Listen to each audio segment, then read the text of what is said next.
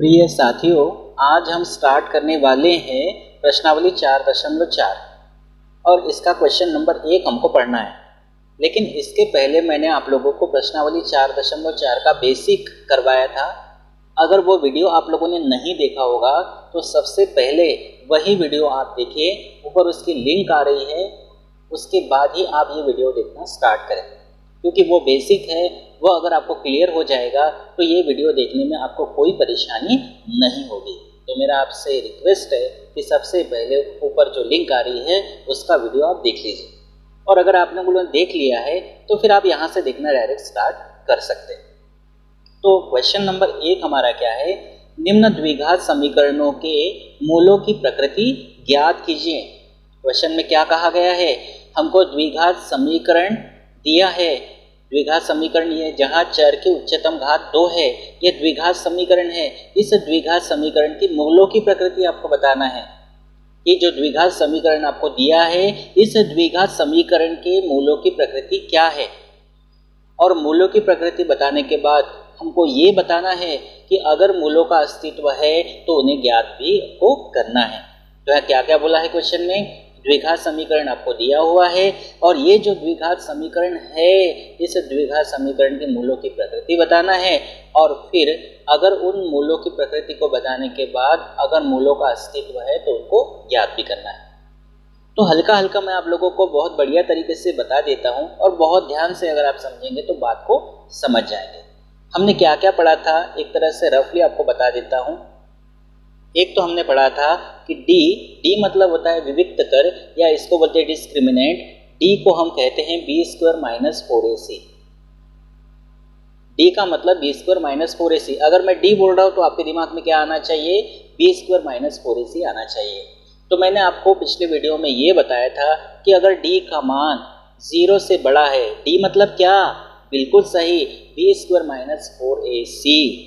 अगर डी का मान 0 से बड़ा है तो जो द्विघात समीकरण होता है, उस द्विघात समीकरण के दो भिन्न मतलब अलग अलग वास्तविक मूल होंगे। एक बात हमने ये पढ़ी थी, शॉर्ट में आपको बता रहा हूँ, दो भिन्न वास्तविक मूल प्राप्त होंगे। दूसरी कंडीशन ये थी कि अगर डी का मान 0 के बराबर है, अर्थात b² - 4ac का मान 0 के बराबर है, तब जो द्विघात समीकरण है उसके दो बराबर यानी समान वास्तविक मूल प्राप्त होंगे। बहुत ध्यान से समझेंगे ये बात, वास्तविक मूल प्राप्त होंगे। और तीसरी कंडीशन ये है कि डी का मान अगर 0 से छोटा है तब द्विघात समीकरण का कोई वास्तविक मूल प्राप्त नहीं होगा, कोई वास्तविक मूल प्राप्त नहीं होगा, या शॉर्टकट में कह दो नहीं होगा, यानी कि काल्पनिक होगा। तो अब यहाँ से एक बात मैं आपको और बहुत बढ़िया तरीके से बता देता हूँ। डी का मान 0 से बड़ा अर्थात धनात्मक, डी का मान 0 से बड़ा मतलब धनात्मक, डी के बराबर 0 है मतलब डी का मान 0, और डी का मान 0 से छोटा है, डी की तरफ नुकीला भाग है, और नुकीला भाग होने का मतलब होता है कि ये जो है डी छोटा है 0 से, और 0 से छोटा जो होता है वो ऋणात्मक कहलाता है। बहुत बढ़िया तरीके से आप ये बात समझ गए होंगे। ये 3 कंडीशंस लेकर हमको चलना है। पहली कंडीशन कौन सी, पहली कंडीशन है जब डी का मान 0 से बड़ा हो, अर्थात विविक्त कर का मान 0 से बड़ा हो, तब द्विघात समीकरण के दो भिन्न वास्तविक मूल होंगे, अलग अलग दो वास्तविक मूल होंगे। डी का मान 0 के बराबर है तो दो बराबर वास्तविक मूल होंगे। और तीसरी बात आपको मैंने बताया कि अगर डी का मान 0 से छोटा है अर्थात ऋणात्मक है, तब कोई वास्तविक मूल प्राप्त नहीं होगा। तो ये कंडीशन बहुत अच्छे से दिमाग में आपको रखना है, और बहुत बढ़िया तरीके से आप समझ भी गए होंगे। डी का मतलब होता है b² - 4ac। तो ये रफली आपको मैंने बता दिया। अब हम क्वेश्चन की तरफ चलते हैं। तो सबसे पहले आपको क्या करना है, जो द्विघात समीकरण दिया है, इस द्विघात समीकरण के मूलों की प्रकृति बताना है, और मूलों की प्रकृति बताने के बाद अगर उसका अस्तित्व है तो उसको ज्ञात भी करना है। अब मैं आपसे एक बात बता दूं, या आपको पूछ भी सकता हूं कि अस्तित्व कब होगा मूलों का, अस्तित्व तब होगा जब d का मान 0 से बड़ा होगा या d का मान 0 के बराबर होगा। d का मान 0 से बड़ा अर्थात धनात्मक होगा या 0 होगा, तभी मूलों का अस्तित्व होगा। अगर d का मान 0 से छोटा अर्थात ऋणात्मक होगा तो मूलों का अस्तित्व नहीं होगा, क्योंकि कोई वास्तविक मूल हमको प्राप्त नहीं होगा। क्लियर है ये बात? करते हैं स्टार्ट। बहुत बढ़िया तरीके से आप ये बात समझ गए होंगे। तो सबसे पहले हमको दिया है वो लिख लेते हैं। दिया है द्विघात समीकरण।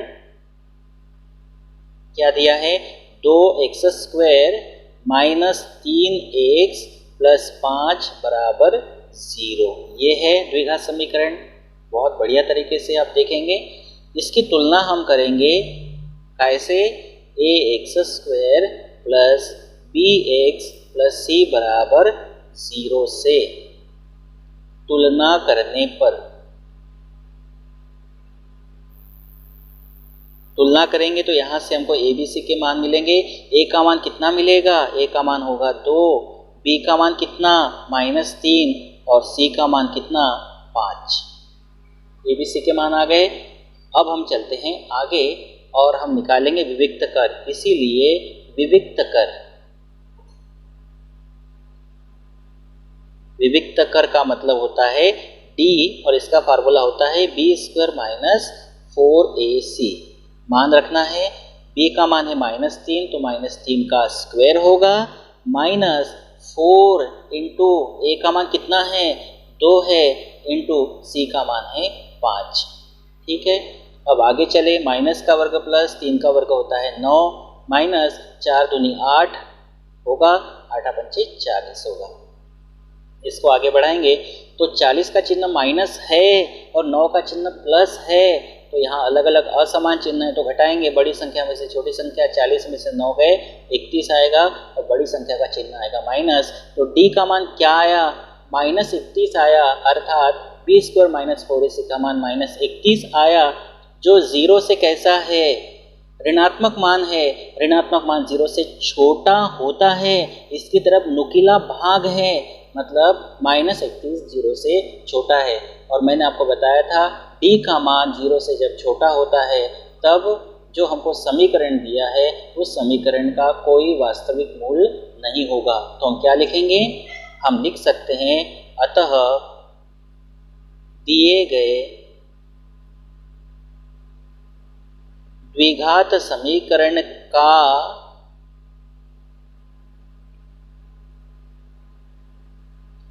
कोई वास्तविक मूल नहीं होगा। कोई वास्तविक मूल नहीं होगा। और हम देख चुके हैं प्रश्न में कि वास्तविक मूल नहीं होगा, तो जब वास्तविक मूल है ही नहीं, मतलब मूलों का अस्तित्व ही नहीं है, तो उन्हें ज्ञात करने की जरूरत भी नहीं है। अब क्लियर हुई बात आपको बहुत बढ़िया तरीके से? इस तरह का प्रश्न का मतलब था। अब हम देखते हैं क्वेश्चन सेकंड को। सेकंड है 3x² माइनस 4 वर्गमूल में 3x प्लस 4 बराबर 0। इसको हल करना है। सबसे पहले हम क्या करेंगे? लिखेंगे दिया है 3x² माइनस 4 वर्गमूल में 3x प्लस 4 बराबर 0। इसकी तुलना कर लेते हैं कि ax² plus bx plus c बराबर 0 से तुलना करने पर। तुलना करेंगे तो यहाँ से हमको a b c के मान मिलेंगे। a का मान कितना होगा? 3 होगा। b का मान चिन्ह सहित लेंगे, -4 वर्गमूल में 3, -4 वर्गमूल में 3, और c का मान अचर पद है 4। a b c के मान आ गए। अब हमको मूलों की प्रकृति बताने के लिए पहले विविक्त कर निकालना पड़ेगा। इसीलिए विविक्त कर, सब लोग ध्यान देंगे बराबर। d बराबर क्या होता है? b² minus 4ac। b का मान कितना है? -4 वर्गमूल में 3। इसका वर्ग -4 इंटू ए का मान 3 है और इंटू सी का मान 4 है। आगे हल करेंगे, माइनस का वर्ग प्लस होता है, 4 का वर्ग 16 गुणित वर्गमूल में 3 का वर्ग 3 होता है। समझ गए ये वाली बात बराबर बहुत अच्छे से।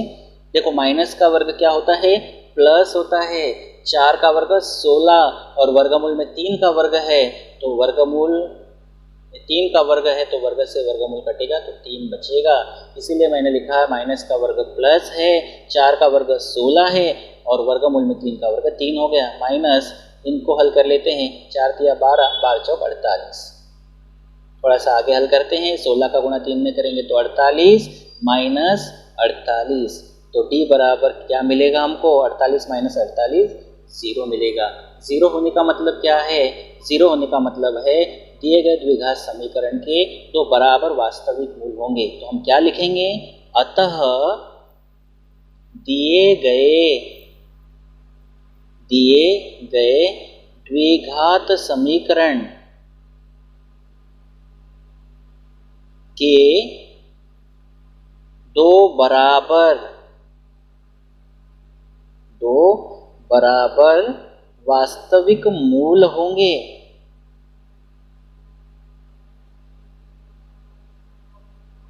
और वास्तविक मूल होंगे मतलब मूलों का अस्तित्व है, तो उसको हम ज्ञात भी करेंगे। और ज्ञात करने के लिए हम सूत्र लगाएंगे, अतः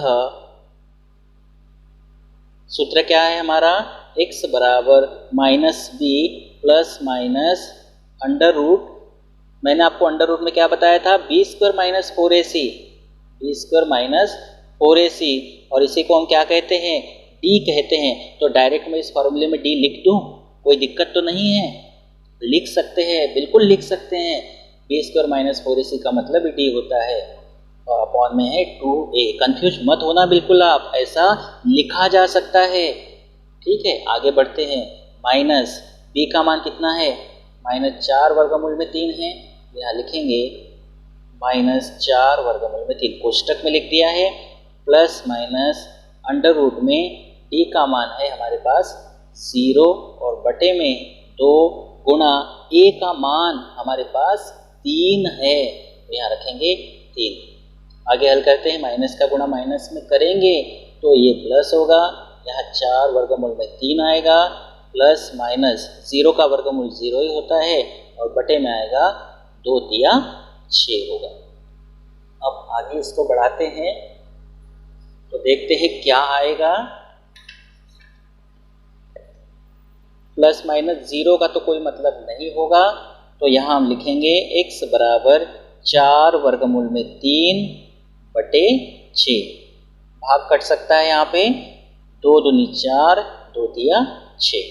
और थोड़ा सा आगे इसको सुधारते हुए लिखते हैं, 2 वर्गमूल में 3 और 3 का मतलब होता है वर्गमूल में 3 गुणित वर्गमूल में 3 होता है।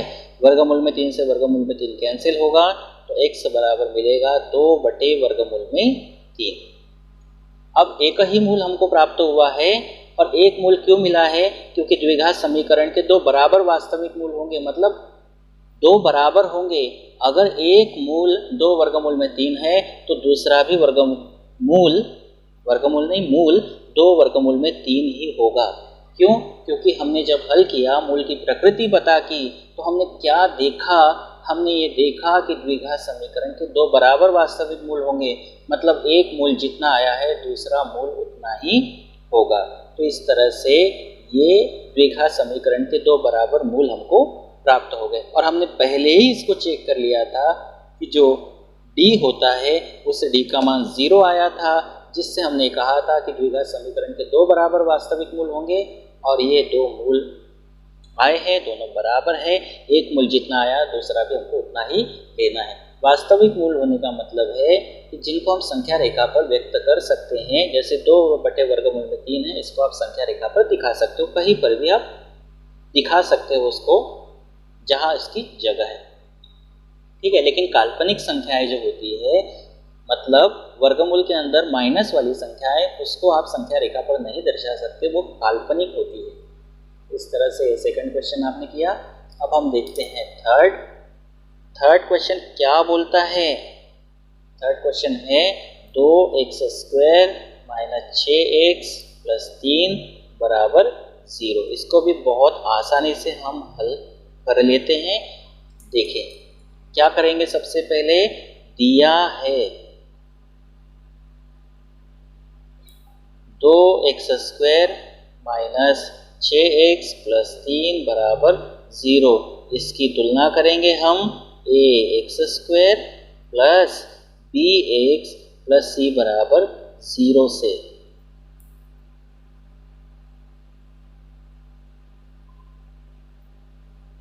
तुलना करने के बाद यहाँ a का मान हमको मिलेगा 2, b का मान होगा -6, माइनस चिन्ह है तो लेना है, और प्लस चिन्ह है नहीं लिया तो प्लस होता है, c का मान होगा 3। सबसे पहले निकालेंगे विविक्त कर। विविक्त कर का मतलब होता है d, या इसको डिस्क्रिमिनेंट बोलते हैं, ये होता है b² - 4ac। मान यहाँ पे रख देना है, तो b का मान -6 का वर्ग -4 गुणा a का मान 2 है और c का मान 3 है। यहाँ तक कोई परेशानी नहीं है। माइनस का वर्ग प्लस 6 का वर्ग 36 माइनस 4 दूनी 8 और 8 दिया 24। 36 में से 24 को घटाएंगे तो यहाँ आएगा 12। अब ये जो 12 आया है d का मान, ये 0 से कैसा है, 0 से बड़ा है। इसका मतलब इसकी तरफ खुला भाग रखना है, ये बड़ा है और d का मान 0 से बड़ा है, तो हम ये लिखेंगे अतः दिए गए द्विघात समीकरण के दो भिन्न यानी अलग अलग दो भिन्न वास्तविक मूल होंगे।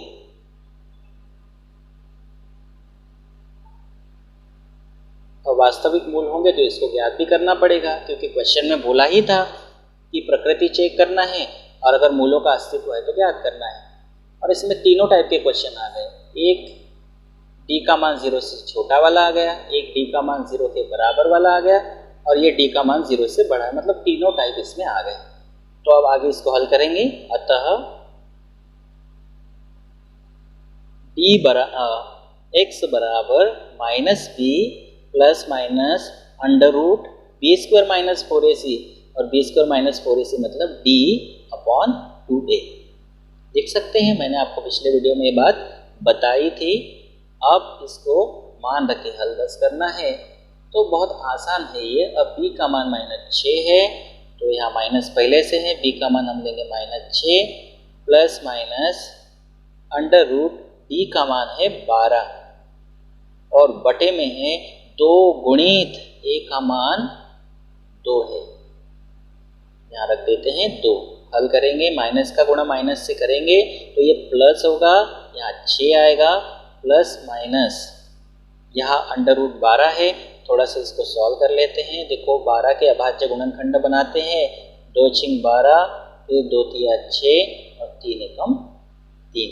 तो 12 को हम क्या लिखेंगे, 2 × 3 लिखेंगे और बटे में है 2 दूनी 4।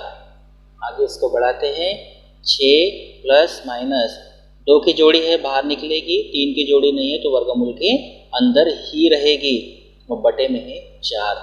अब इन दोनों में से 2 कॉमन है, उभयनिष्ठ है। 6 को हम लिख सकते हैं 2 × 3, तो ये 2 कॉमन निकलेगा तो क्या बचेगा, 6 में से 2 निकल गया है और 6 को आप लिख सकते हो 2 × 3, 2 बाहर निकल गया तो 3 बचेगा, क्योंकि 2 × 3 = 6 होता है, प्लस माइनस यहाँ से 2 निकलेगा तो यहाँ बचेगा वर्गमूल में 3 और बटे में आएगा 4। कॉमन क्यों निकाला आप समझ गए होंगे, बताने की ज़रूरत है क्या, कैंसिल करना है हमको, यहाँ 2 × 2 2 दूनी 4, इसीलिए कॉमन निकाल लिया था।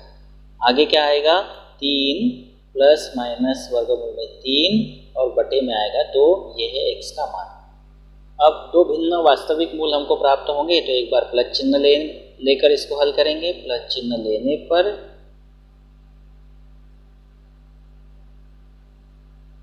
x बराबर मिलेगा 3 प्लस वर्गमूल में 3 बटे 2 और माइनस चिन्ह लेंगे तो माइनस चिन्ह लेने पर हमको क्या मिलेगा, x बराबर 3 माइनस वर्गमूल में 3/2। ये दो x के मान मिले हैं, क्या ये समान है? नहीं है। ये प्लस वाला इसका मान कुछ और मिलेगा, ये माइनस वाला है इसका मान कुछ और मिलेगा, मतलब दो भिन्न वास्तविक मूल हमको प्राप्त हुए। तो इस तरह से पहले क्वेश्चन के तीनों क्वेश्चंस जो थे उसको हमने सॉल्व कर लिया। अब हम देखते हैं उदाहरण 18। तो उदाहरण 18 क्या बोलता है, समीकरण 3x² माइनस 2x प्लस 1/3 बराबर 0 का विविक्त कर ज्ञात कीजिए। विविक्त कर ज्ञात करने का मतलब है d का मान ज्ञात करना है, डिस्क्रिमिनेंट ज्ञात करना है, और फिर मूलों की प्रकृति ज्ञात कीजिए। मूलों की प्रकृति बताना है, क्या क्या प्रकृति होती है।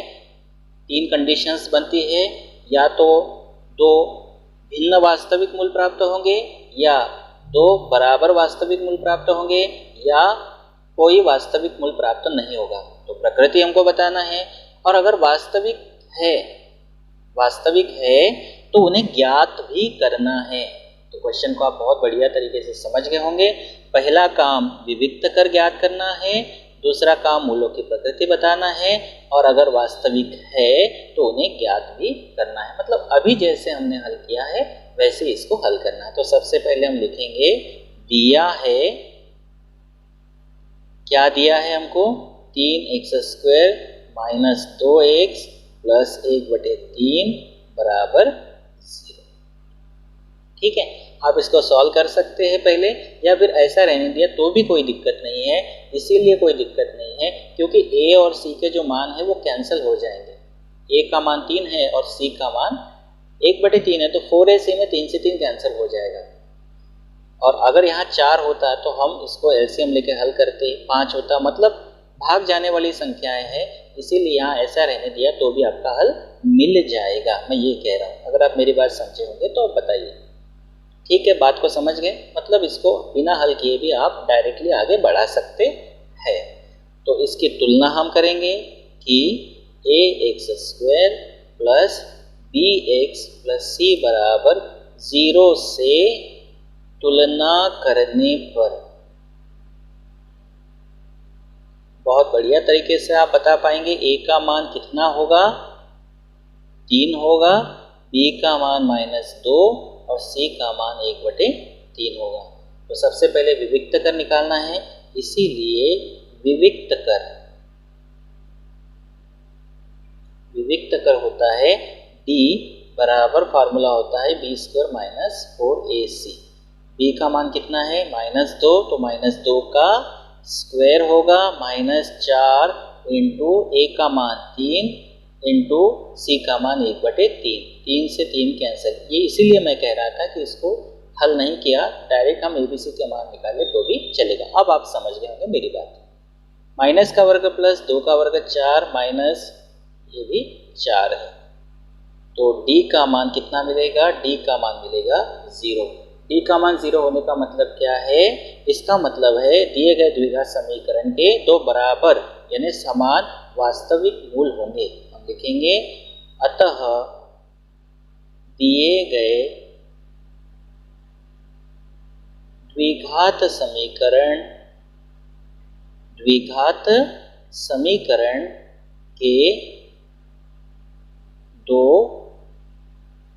बराबर यानी समान 2 बराबर वास्तविक मूल होंगे।